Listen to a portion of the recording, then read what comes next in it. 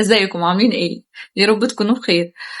بصراحة الفيديو ده مش عارفة ليه كل لما اجي اقرر ان انا اطلع واتكلم معاكم في الموضوع اللي انا هتكلم معاكم فيه ده حاجة تعطلني او احس انه لا. واغير الموضوع واطلع اتكلم في حاجة تانية. مش عارفة ايه السبب، ولكن الحمد لله يعني اكيد ده وقته اللي انا اطلع واتكلم فيه معاكم. فبمناسبة بقى ان احنا في افضل ايام في السنة دي، افضل ايام تقدروا تحققوا فيها امانيكم واحلامكم. كلكم دلوقتي هتفكروا بقى ان انا طالعة اقول لكم علشان تحققوا احلامكم هنتكلم على قانون الجذب وازاي تحققوها في العشر الاواخر وكل الكلام الفاضي ده والخزعبلات دي. ولكن الحقيقة ان كل الكلام ده كفر وخرافات وملهوش اي اساس من الصحة. فانا مش فاهمة يا جماعة تخاطر ايه وطاقة ايه والحاجات اللي انتوا بتتكلموها دي إيه؟ انتوا جبتوها منين بجد؟ انتوا بجد بتؤمنوا بالحاجات دي وفي عقليات مصدقة التخاريف دي؟ انتوا سايبين الرزاق الوهاب مالك الملك ورايحين تدوروا على حلول بره؟ لا انتوا بجد مغيبين. احنا بقينا ناسين سلاحنا الحقيقي اللي هو سلاح المؤمن الحقيقي اللي هو الدعاء، وبتجروا ورا تخاريف لمجرد بس ان احلامكم اتأخرت شوية. تلاقي بقى واحد ولا واحدة دعت لها مرتين تلاتة واصلا بتدعي من غير نفس ومن غير يقين ولا كل الكلام ده، ومش مصدقة اصلا ان الحاجة ممكن تحصل، وتلاقيها بعد اسبوعين هي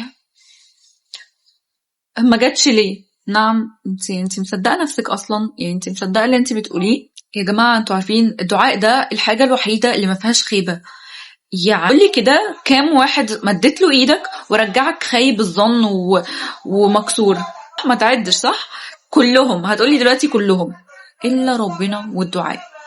بتدعي ربنا وبتمديله ايدك بيرجعها لك مليانة ستر وصحة ورفع بلاء وكل الكلام ده، واذا اراد كمان هيرجعها لك وهيرجع لك أمنياتك وأحلامك متحققة، بس إذا أراد، ولو ده كان وقتها ولو ده كان خير ليك. بس الصبر يا جماعة، الصبر واليقين بالله والثقة فيه. طب انتوا عارفين بقى بمناسبة اليقين يعني ايه يقين أصلا؟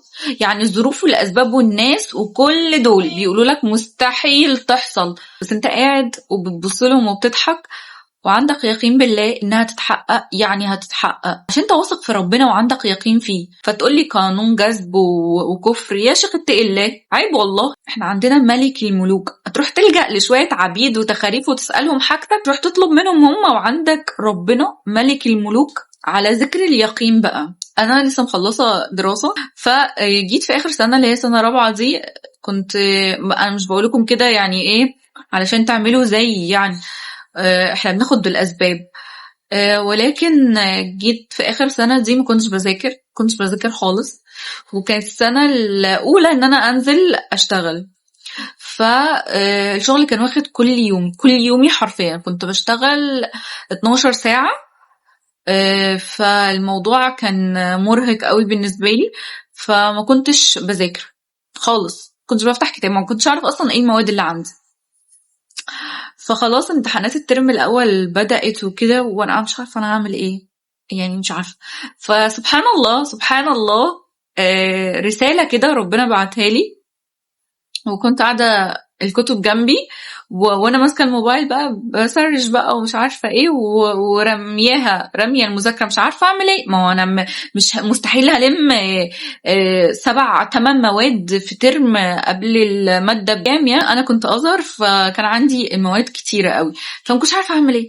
وكنت قاعده كده زي ما قلت لكم الصبح قبل الشغل، يعني قلت ايه انا هصحى 2-3 بدري كده اشوف انا هعمل ايه واحاول الم الدنيا. يعني ظهر قدامي فيديو لشخصية جميلة قوي أنا بحبها، بتحكي عن اليقين وحسن الظن بالله. ففتحت الفيديو، هو ساعة غرقت فيه، بتتكلم وبتحكي قصص عن قد ايه من غير أسباب، من غير ولا سبب، كان كل حاجة بتقول للناس دي مش هتحصل. العقل البشري يعني ما كانش متصور انها تحصل. بس احنا بنتكلم عن مين يا جماعة؟ احنا بنتكلم عن ربنا. بتحكي وكده، وفي وسط الكلام فذكرت دعاء جميل قوي. انا كنت في غفلة عنه، يعني ما كنت سمعت عنه قبل كده. كانت بتدعي باسم من اسماء الله الحسنى. فانا حسيت حاجة كده الهية، سبحان الله، ما هو ربنا هو اللي بيوفقنا للدعاء حتى. فحسيت ان ربنا بيقول لي ادعي بده. ففعلا دعيت بالدعاء ده وكنت واثقه ان انا هعدي السنه دي وهنجح. ازاي؟ ما اعرفش، انا واحده ما بتذاكرش، ما عنديش وقت اصلا اعمل اي حاجه. يومي كله شغل، يا دوبك بصلي الفروض بالعافيه. فالموضوع مش عارفه ازاي، بس انا كان عندي ثقه بالله غريبه قوي، يعني غريبه بجد. انا يعني الاول قبل ما اسمع الفيديو ده كنت خايفه ومرعوبه وحاسه ان انا مش هعدي السنه دي، ولكن من بعد الفيديو ده كمية ثقة بالله اتزرعت جوايا في اللحظة دي غريبة، ودعيت بالدعاء ده. وفعلا الترم الأول عدى ونجحت، والترم التاني عدى ونجحت، وأنا ما كنتش بذاكر المذاكرة اللي تخليني أدخل أقفل ولا أعمل أي حاجة. أنا يعني بمذاكرتي دي أنا ما كنتش، يعني ما أعرفش نجحوني إزاي مثلا، ولكن مش عارفة. أنا بجد يعني لحد دلوقتي لما بقعد وبفكر سبحان الله، يعني سبحان الله بجد. فمتخيلين اليقين بالله بيعمل ايه؟ واثقه لدرجه ان انا عارفه ان انا هدخل الامتحان بتوفيق ربنا، مش هطلع منه غير وانا حله فيه. وبالفعل ده اللي حصل، نجحت الحمد لله وعديت. الفيديو بقى ذكرت قصه كده حقيقيه لواحده ربنا كان مأنعم عليها بنعمه اليقين وحسن الظن بيه. كانت بتقول ليها بقى لا تملك من المقومات اللي يخليها تتمنى حاجه زي كده. كانت بتتمنى انها تسافر تشتغل بره في المدينه. تسالها، بيفضفضوا مع بعض يعني، فبتسالها بتقول لها طب انت معاكي فلوس تكفيكي على الجري اللي هتجريه مثلا في الموضوع؟ طبعا اي حد عايز يسافر بره يشتغل محتاج مبلغ يعني. قلت لها لا.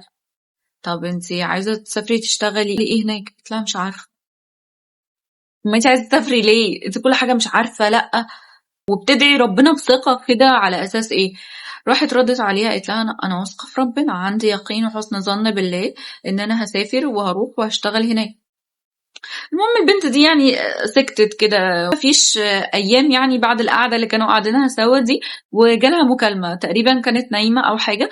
فبنوته ردت عليها قالت لها الو استاذه كذا، حضرتك كنت مقدمه على الوظيفه كذا عندنا، واحنا محتاجين السي في بتاع حضرتك علشان ضاع مننا. قالت لها طيب ماشي.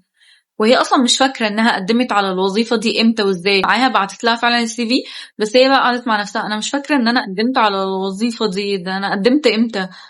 بس البنت دي قالت اسمها، فقالت خلاص يبقى اكيد انا قدمت ونسيت. بعد ساعتين، ما فيش ساعتين، البنت اتصلت بيها تاني قالت لها وحضرتك استاذه كذا كذا على اسم باباها يعني. راحت قالت لها لا، انا اسمي كذا كذا، اسم بابايا كده، مش التاني خالص اللي انت بتقوليه ده. قالت لها يعني مش حضرتك اللي جيتي وعملتي معايا الانترفيو من يومين؟ راحت قالت لها لا، انا ما جيتش من يومين، عملت انترفيو. طيب معلش هرجع اكلمك تاني.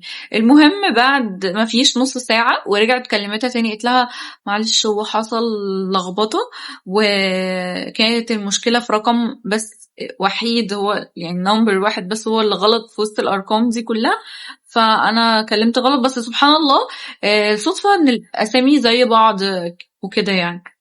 قلت لها طيب ما فيش مشكلة. قلت لها بصي هو يعني المدير تقريبا بيراجع في السي في لان هو شايف مميزات اعلى يعني من البنت التانية، واحتمال نكلمك. هو انت عندك مشكلة ان احنا نسافر بره؟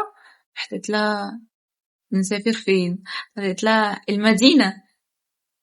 المهم انها تنحت كده وقالت لها لا ما عنديش مشكلة. انتوا متخيلين؟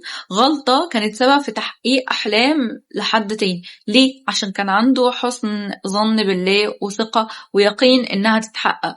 فشوف سبحان الله يا أخي. وكتير بقى غير من القصص اللي الواحد بيقعد ويسمعهم كده يقول يا قد ايه الواحد يعني كان في غفلة ان هو ما كانش واثق بالله بالقدر اللي يليق بيه.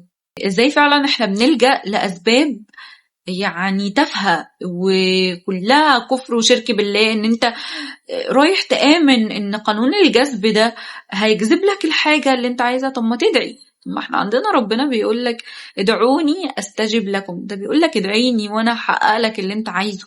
بس الحاجة اللي انت عايزة دي تكون في صالحك في مصلحتك، مش هقبل لك حاجة تأذيك وتضرك. ما بتزن عليا بحاجة هتأذيك وتضرك انا مأخرها او هديها لك بشكل تاني ما يكونش ليه ضرر واذى ليك، فزعلان ليه؟ يعني كان في حديث عن الرسول صلى الله عليه وسلم بيقول: ليسأل احدكم ربه حتى الشسع في نعاله. يعني الحاجات البسيطة دي اللي هي تحسه ايه ده، هو انا هسأل ربنا او هدعي ربنا ان هو يحقق لي الحاجة دي؟ اسألي ربنا. انت عارفة، انت لو بتحبي كيك قوي او ايس كريم مثلا، ورحتي مثلا تدوري عليها هنا وهنا وهنا ما لقيتيهاش، ما تدعي ربنا انك تلاقيها. ادعي ربنا ان انا الاقي الايس كريمه. ادعي ربنا ان انت تلاقي الكيك او الايس كريم اللي انت تحبيها دي، ايا كان. جماعه، لو انتوا ما عندكوش ثقه وحسن ظن بالله انه يستجيب لكم الحاجات الصغيره دي، ازاي هيكون عندكم اصلا ثقه ان هو يستجيب لكم احلامكم الاوفر دي؟ يعني اما اذا كان حاجه بسيطه زي كده مش مصدقه ان ربنا يستجيبها، احلامك الاوفر بقى والرينج روفر والفيلا والشركه والعرب، ايه هيحققها لك ازاي وانت اصلا ما عندكيش الثقه بيه؟ طبعا طبعا طبعا في اسباب احنا بناخد بيها علشان دعائنا يستجاب، زي الصلاة على النبي، كثرة الصلاة على النبي باب من أبواب استجابة الدعاء. زي إنك مثلا تتضرعي لله مثلا في وقت السحر اللي هو قبل الفجر، هكذا بقى. وحاجات كتير لو انتوا عايزين يعني نتكلم عنها، وايه الحاجات اللي ناخد بيها، او الدعاء اصلا يستجاب ازاي، مين بقى اللي دعائه ربنا يحبه ويقبله على طول، ومين اللي دعائه يتأخر بسبب مثلا زي ما قلت أزلي، او ان هو بقى مش عارف اصلا يدعي ازاي. والله الامنية والحلم اتحقق ما اتحققش، ثقتنا بالله مش هتقل. احنا بنؤمن بالله كده علشان ناخد اللي احنا عايزينه وبس، لكن لو ربنا قال لا فخلاص نكفر بقى ونروح ندور على قانون الجذب ونروح ندور على التخاطر والكلام الفاضي ده. فانت لو عندك ثقة بالله هتفضلي واثقة بربنا حتى لو قالك الحاجة دي مش هتاخديها. لو انت عندك ثقة بالله هتؤمني ان في حكمة، مش انا اللي هاجي اعترض. خليك طفل زنان على الحاجة اللي انت عايزها، مادام حاجة فيها خير ليك، حاجة مش مؤذية، حاجة حلال. ما تروحش مثلا تدعي يا رب يبقى عندي محل خمور مثلا فانت ومستني ربنا يستجيب لك. انا بقول في كل حاجة ربنا يستجيب، في كل حاجة، بس الحاجات الحلال مش تروح تدعي في حاجة حرام ومستني ربنا يستجيب لك فيها. يعني انا عايزة اقوله يعني ان مش دايما ربنا مش بيستجيب علشان هو مش بيحبنا، مثلا ان ربنا مش بيستجيب علشان هو مش بيستجيب. لا، ما تفكر كده بمنطق تاني، ان ربنا مش بيستجيب ممكن عشان تكون الحاجة دي ضرر ليك. ربنا مش بيستجيب علشان انت ممكن تكون بعيد عنه. طب ما تجرب كده تدعي ربنا انه يهديك، جرب كده تدعي ربنا ان هو يقربك منه ويحببك فيه اكتر. ما تجرب تدعي الادعية دي وشوف، يمكن مثلا الحاجة اللي واقفة ما بينك وما بين تحقيق امنيتك واحلامك هو علاقتك مع ربنا. ما تصلحها، ما تجرب كده تصلحها. هتقولي والله انا بصلي ومش عارفة ايه. طب ما تجرب تتقي الله فعلا في صلاتك، ما تجرب تحسن وتقوي علاقتك بربنا. ما يمكن دي الحاجة الوحيدة اللي عاملة حاجز ما بينك وما بين الحاجة اللي انت بتتمناها. ما تجرب كده ترضى بقضاء الله وقدره، ما تعترضش. لو عندك بلاء او ربنا مبتليك بحاجة احمد ربنا وارضى. ما يمكن برضو دي من الحاجات اللي مخليها احلامك وامانيك ما بتتحققش، صح ولا ايه؟ وتقريبا بس كده خلصنا. زي ما قلت لكم بقى، لو عايزين في فيديو تاني نتكلم عن ندعي ازاي وازاي ناخد بالاسباب، وايه الحاجات اللي نعملها علشان دعائنا يكون مستجاب باذن الله يعني.